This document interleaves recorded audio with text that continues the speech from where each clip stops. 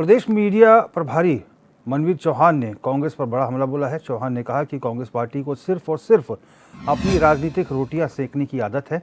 आपदा जैसी गंभीर स्थिति को भी वह अवसर के रूप में तलाशते हैं। जहां उन्हें आपदा प्रभावित जनता के साथ खड़ा होना चाहिए था, वहां वे केवल बयानबाजी तक सीमित रहे। उन्होंने आरोप लगाया कि कांग्रेस ने तो कोई ठोस सुझाव सरकार को दिए नहीं और न ही पीड़ितों की मदद में आगे आती है, बल्कि प्रदेश की छवि को नुकसान पहुंचाने की कोशिश लगातार करती रहती है।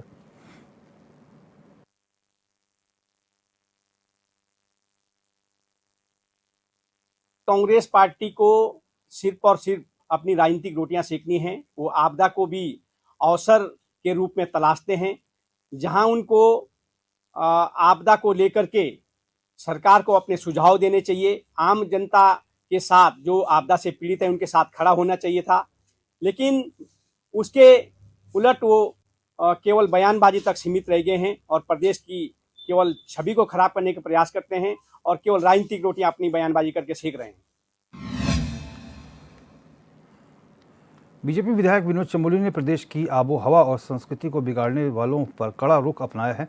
उन्होंने कहा कि कारोबार करने से किसी को आपत्ति नहीं है, लेकिन प्रदेश की शांति और संस्कृति के साथ खिलवाड़ बर्दाश्त नहीं किया जाएगा। चमोली ने आरोप लगाया कि कुछ बाहरी लोग अपराध में लिप्त हैं और देहरादून जैसे शहर में पाकिस्तान जिंदाबाद के नारे लगाना बेहद चिंता का विषय है। नहीं, हमारा किसी के कारोबार करने से कोई आपत्ति नहीं है। हमारे लोग भी बाहर जाके कारोबार कर रहे हैं, हमारे लोग भी बाहर जाके रह रहे हैं, लेकिन वो यहाँ की आबो हवा न बिगाड़े, ये हमारा मंतव्य है ना। आज जो क्राइम है आप उठा के देख लीजिए, अगर पुलिस सारे थानों में चेक कर लीजिए, जो क्राइम हो रहा है उस क्राइम में कौन लोग इन्वॉल्व हैं? कहाँ के लोग गोलियां चला रहे हैं? कहाँ के लोगों ने हत्याएं की हैं? कहाँ के लोग हमारी लड़कियां भगा के ले जा रहे हैं? कहाँ के लोग व्यभिचार कर रहे हैं? अब निकालिए रिकॉर्ड पूरा, आपको समझ में आ जाएगा क्या हो रहा है। हम तो कह रहे हैं आप कारोबार करिए ना, क्या दिक्कत है? आप रहिए, हमारे साथ रहिए, हमारे भाई बनकर रहिए, आनंद से रहिए। बीजेपी विधायक विनोद चमोली ने प्रदेश में हो रहे डेमोग्राफिक बदलाव पर गंभीर चिंता जताई। उन्होंने कहा कि ये केवल राजनीतिक बयान नहीं बल्कि समाज और संस्कृति से जुड़ा अहम मुद्दा है। विधायक ने बताया कि विधानसभा में इस विषय पर व्यापक चर्चा हुई और इसे प्रवर समिति को सौंपा गया है। उनका कहना है कि बाहर से आने वाले लोग अपने संस्कारों और आदतों के साथ आते हैं, जिससे स्थानीय संस्कृति और परंपराएं प्रभावित होती हैं। अभी हरीश रावत जी का बयान मेरे बाद में आया और उन्होंने स्वयं भी स्वीकारा है कि पूरे प्रदेश के अंदर डेमोग्राफी चेंज हो रही है। हालांकि उन्होंने कांग्रेस के चश्मे से देखा और बाद में कहा कि 14 के बाद ज़्यादा चेंज हुआ है, ऐसा उन्होंने कहा। क्योंकि मेरा कोई कांग्रेस पर आरोप नहीं था, मैं एक जनरल बात कह रहा था कि पूरे प्रदेश की डेमोग्राफी चेंज हो रही है और इस डेमोग्राफी चेंज को लेकर विधानसभा में बड़ी चर्चा हुई थी जब ओबीसी रिजर्वेशन की बात आई थी और प्रवर समिति को मामला सौंपा गया था। हम लोगों ने काफ़ी डिबेट भी उस पर किया है। इस डेमोग्राफी चेंज को हमको बचाना पड़ेगा, क्योंकि कोई भी क्षेत्र है अपनी विशिष्ट संस्कृति को लिए हुए होता है। उत्तराखंड के मुख्य सचिव आनंद बर्धन हरिद्वार पहुंचे, जहां उन्होंने कुंभ मेला क्षेत्र का व्यापक निरीक्षण कर तैयारियों की जमीनी हकीकत का जायजा लिया। इस दौरान मुख्य सचिव ने मेला क्षेत्र में साफ सफाई, बिजली, पानी और सुरक्षा व्यवस्था को लेकर अधिकारियों को कड़े निर्देश दिए। साथ ही ट्रैफिक मैनेजमेंट, पार्किंग, श्रद्धालुओं की सुविधा पर खास जोर देने की बात कही। वहीं निरीक्षण के दौरान हरिद्वार जिलाधिकारी मयूर दीक्षित, कुंभ मेलाधिकारी सोनिका सिंह, हरिद्वार एसएसपी प्रेमेन सिंह डोभाल समेत सभी आला अधिकारी मौजूद रहे।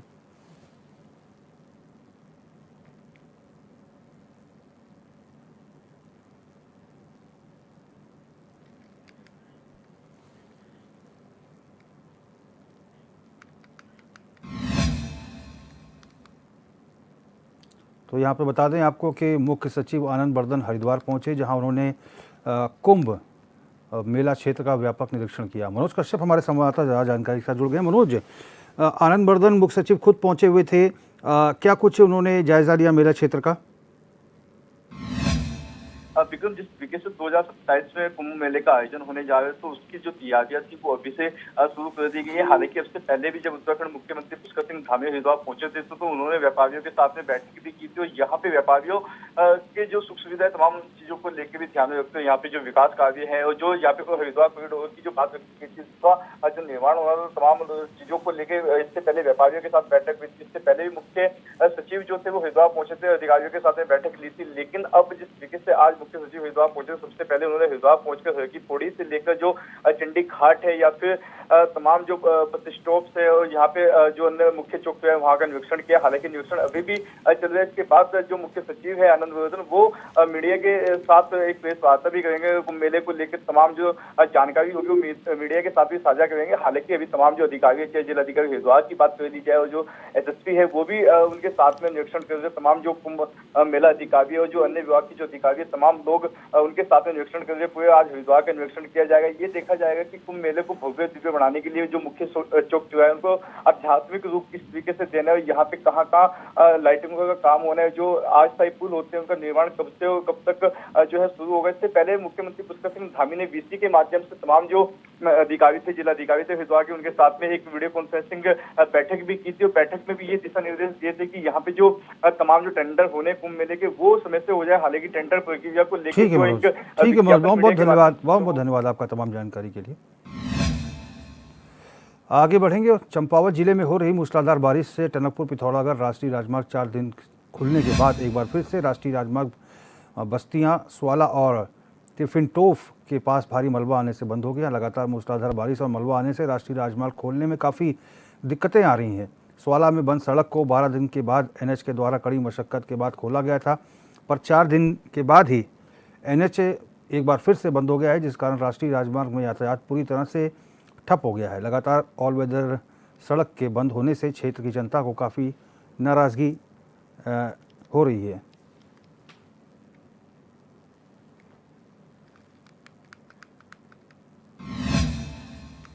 और लक्ष्मण बिष्ट हमारे संवाददाता जहाँ जानकारी के साथ जुड़ गए हैं। लक्ष्मण, चंपावत में लगातार मूसलाधार बारिश से टनकपुर पिथौरागढ़ राष्ट्रीय राजमार्ग 4 दिन खुलने के बाद फिर बंद हो गया है। क्या समस्याएं आ रही है वहाँ पर राहगीरों को? जी, मैं बताना चाहूंगा, जो टनकपुर पिथौरागढ़ ऑल वेदर सड़क है, तो जो चंपावत जिले का स्वाला डेंजर जोन है वो अभी फिलहाल प्रशासन के लिए सरदर्दी का सबब बना हुआ है। पिछले दिनों 12 दिन बाद जो है एनएच को जो है किसी तरह खोला गया था, लेकिन आज जो मूसलाधार बारिश हुई है उसके बाद स्वाला डेंजर जोन में एक बार एनएच फिर से जो है बंद हो गया, जिस कारण सुबह से ही जो है यातायात बाधित था। लेकिन जिलाधिकारी चंपावत मनीष कुमार के द्वारा स्वाला डेंजर जोन का निरीक्षण किया गया और एनएच के अधिकारी को जल्द एनएच खोलने के निर्देश दिए गए। तो जिलाधिकारी के निर्देश पर फिलहाल स्वाला डेंजर जोन में एनएच को खोल दिया गया है, यातायात सुचारू कर दिया गया। लेकिन कहा नहीं जा सकता कि स्वाला में राष्ट्रीय राजमार्ग कब तक सुचारू रहेगा। अगर बारिश होती तो एनएच बंद होने का खतरा लगातार बरकरार है। जी, फिलहाल जो प्रशासन है वो क्या कह रहा है कि, और एनएच के अधिकारी क्या कह रहे हैं? एनएच के अधिकारी को कहना है जब बरसात खत्म हो जाएगी तो उसके बाद जो है इसका जो है ट्रीटमेंट किया जाएगा। और यही उत्तर जो पिछली बार जब एनएच 16 दिन बंद रहा था, एनएच के अधिकारियों ने कहा था कि अगले वर्ष से इस प्रकार की समस्याएं नहीं आएंगी, लेकिन उनके जो दावे थे धरे रह गए। इस बार जो एनएच फिर से जो है लोगों को लिए और प्रशासन व जनता के लिए सरदर्द बना हुआ है। चंपावत जिले के साथ साथ पिथौरागढ़ जिले की जनता भी इससे प्रभावित हो रही है। जी, ठीक है लक्ष्मण, बहुत बहुत धन्यवाद आपका तमाम जानकारी के लिए। उधर नैनीताल समेत पर्वतीय क्षेत्र में रात से बारिश हो रही है, जहां एक और आम जनजीवन प्रभावित हुआ है, तो वहीं नैनीताल में देर शाम से सुबह तक हुई मूसलाधार बारिश के बाद नैनीताल हल्द्वानी नेशनल हाईवे में बल्दिया खाल के पास भूस्खलन होने से भारी मलबा आ गया है, जिससे नैनीताल से हल्द्वानी जाने वाला जो मार्ग है वो बंद हो गया है। जिला प्रशासन की ओर से जेसीबी की मदद से फिलहाल मलबा हटाया जा रहा है। सुरक्षा के मद्देनजर जिला प्रशासन की ओर से नैनीताल से हल्द्वानी जाने वाले वाहनों को वाया भवाली ज्योलीकोट होते हुए हल्द्वानी भेजा जा रहा है।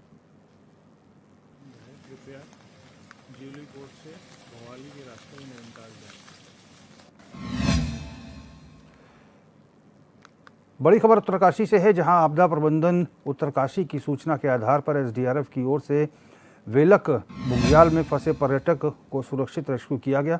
बता दें कि पर्यटक गृह मंत्रालय की महालेखा नियंत्रक का भाई है, जो बेलक पास नामक स्थान पर घायल हो गया था।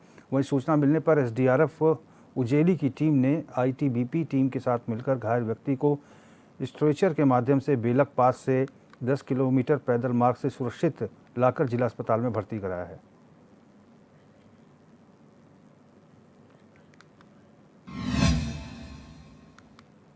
आगे, उत्तराखंड के लोकगीत में प्रसिद्ध जोड़ी अजय दीवान का एक और गीत जल्द ही रिलीज होने वाला है। इस गीत का टाइटल है एकजुट पहाड़ी भय। इस गीत के रचनाकार हैं स्वर्गीय शिव प्रसाद पोखरियाल। स्वर्गीय शिव प्रसाद पोखरियाल ने दशकों पहले इस गीत को आकाशवाणी में गाया था। ये गीत अब कहानी में भी सुनने को नहीं मिल पाता है। दरअसल सोशल मीडिया के दौर में लोकगीत यूट्यूब के प्लेटफॉर्म पर ही देखने सुनने को मिलता है, इसलिए अजय दीवान की जोड़ी ने इस बार प्रसिद्ध कवि और गीतकार शिव प्रसाद पोखरियाल की इस रचना को दोबारा जनता के बीच लाने की कोशिश की है। ये गीत जल्द ही दीवान कनवाल ऑफिशियल यूट्यूब चैनल पर देखने और सुनने को मिलेगा। गीत में संगीत दिया है अजय दीवान की जोड़ी के साथ सदा संगीत देने वाले प्रसिद्ध संगीतकार रंजीत सिंह ने। तो चलिए सबसे पहले दिखाते हैं आपको इस गीत का प्रोमो, जो अजय दीवान के सोशल मीडिया हैंडल पर उन्होंने खुद पोस्ट किया है।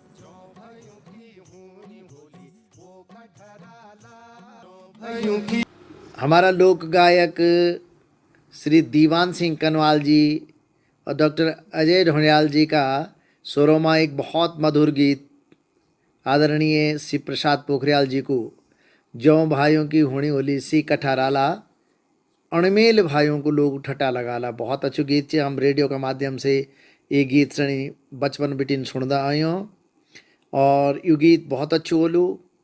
और कनवाल जी और ढोंडियाल जी की या जुगलबंदी बहुत अच्छी रली, बहुत शानदार होली। हम बहुत जल्दी गीत सुन ला और मेरी ओर से बहुत बहुत शुभ और मंगल कामना कि ना सार्थक और प्रेरणादायी गीत थे हम लोग आत्मसात करों।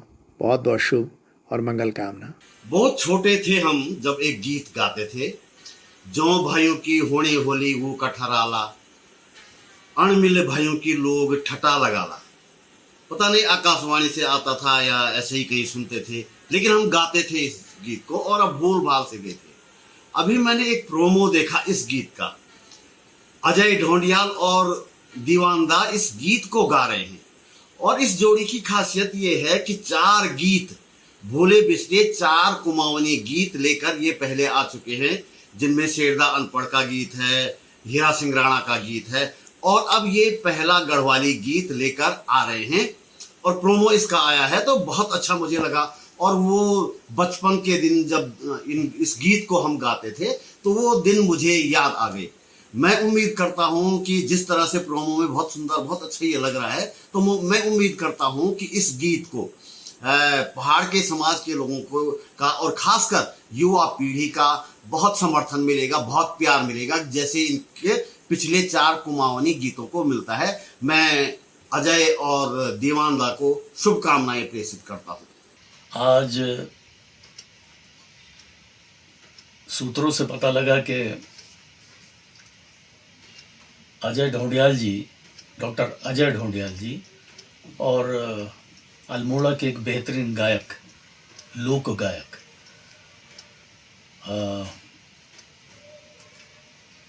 दीवान कनवाल साहब, जो कि बहुत अच्छे आर्टिस्ट हैं, आपका एक प्रोजेक्ट अभी लेटेस्ट आ रहा है। उसके लिए मैंने सुना तो मैंने कहा मैं भी अपनी शुभकामनाएं दूं, क्योंकि इससे पहले दोनों डॉक्टर अजय ढोंडियाल हों और दीवान कनवाल जी हों, इनके पिछले जो प्रोजेक्ट आए हैं, जो प्रस्तुतियां इनकी आई हैं, उनमें जो कंटेंट है, जो स्क्रिप्ट है, गानों को जो लिखा गया है जिन जिन महान रचनाकारों ने, बहुत खूबसूरती से इन्होंने उसको गाया भी है। और जो रणजीत सिंह जी इनके संगीतकार हैं, बहुत अच्छी तरीके से, बहुत ही मज़ेदार तरीके से, बहुत ही मीठे तरीके से, बहुत उसके सब्जेक्ट को फोकस करते हुए उन्होंने बहुत अच्छे तरीके से उसे बनाया है। आवाज़ की जहाँ तक बात है तो दोनों की बहुत ही बेहतरीन आवाज़ है। दोनों मेरे ख़ास कलाकार हैं, क्योंकि डॉक्टर अजय ढोंडियाल दिल्ली में गीत और नाटक प्रभाग के लाइट एंड साउंड और कई कार्यक्रमों में मेरे साथ काम किया हुआ है। मैंने काम किया है इनके साथ, और दीवान कनवाल जी के साथ भी मैंने गीत और नाटक विभाग की ओर से भी और बाहर भी उनके साथ काम किया है। तो ये बेहतरीन कलाकार हैं और मुझे बड़ा अच्छा लगा कि मैं उनके लिए उनको शुभकामनाएं दूं, उनके लिए 2 शब्द बोलूं। तो आने वाला जो प्रोजेक्ट है उसके लिए भी, और जो पिछला उनका जो उनका गीत बने हैं जो उन्होंने गाया है, वो जनता के बीच में वो अब बिल्कुल छप गए हैं लोगों के दिलों में बहुत अच्छे तरीके से। और आगे भी मैं चाहूँगा कि एक ब्रांड आपका बन जाए दोनों का, और जो भी आप उठाते हैं वो सामयिक हैं। अभी भी आपने जो उठा रहे हैं ये भी सामयिक है, रेलेवेंट है। आप अच्छे तरीके से इसको गाएंगे और ये प्रस्तुति बहुत सुंदर तरीके से सामने आएगी। इसके लिए मैं बहुत बहुत शुभकामनाएं देता हूँ आपको, और इसी तरीके से ये जोड़ी ईश्वर चाहे, बाबा जी चाहे, बहुत अच्छी तरीके से आगे अपना काम करते रहेंगे और जनता को लोक संगीत से सुनाते रहेंगे, उनको उनका मनमोहक करते रहेंगे, मन को छाते रहेंगे। ये सब कुछ मैं शुभकामनाएं देता हूँ। नमस्कार। मानसून का प्रभाव इस साल प्रदेश की मुख्य चारधाम यात्रा पर भी पड़ा है। बता दें कि भारी बारिश और भूस्खलन के खतरे को देखते हुए यात्रा पर रोक लगा दी गई है। प्रशासन की लगातार कोशिश से यात्रा को सुचारू भी किया गया, लेकिन यमुनोत्री धाम की यात्रा के मार्गों को ज़्यादा क्षति होने से अब तक यात्रा को रोका गया था। वहीं बीजेपी प्रदेश मीडिया प्रभारी मनवीर चौहान ने कहा कि मुख्यमंत्री धामी चारधाम यात्रा को सुरक्षित और सुव्यवस्थित बनाने के लिए प्रतिबद्ध हैं। यमुनोत्री धाम की यात्रा सुचारू हो उसके लिए वहां के जिलाधिकारी और अधिकारियों को मुख्यमंत्री ने निर्देश दिए हैं। प्रशासन पूरी तरह से यमुनोत्री धाम के मार्गों को दुरुस्त करने में जुटा है। वहीं कल से यात्रा को भी फिर शुरू किया जाएगा।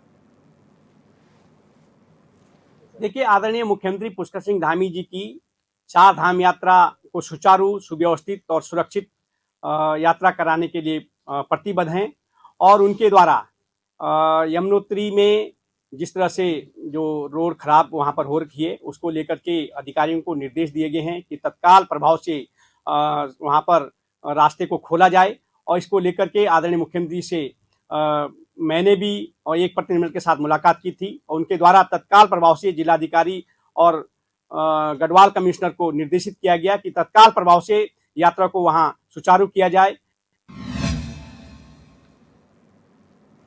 नई टिहरी शहर को स्वच्छ और सुंदर बनाने के लिए टिहरी नगरपालिका अध्यक्ष मोहन सिंह रावत ने कमान संभाली है। उन्होंने घर घर जाकर सोर्स ऑफ सीग्रेगेशन के बारे में लोगों को जागरूक किया। उनके साथ क्लीन हिमालयन और नेहरू युवा केंद्र की टीम ने भी स्वच्छता और प्लास्टिक बैग पॉलीथीन को लेकर जागरूकता अभियान चलाया। उन्होंने बताया कि ये अभियान 15 दिनों तक चलेगा।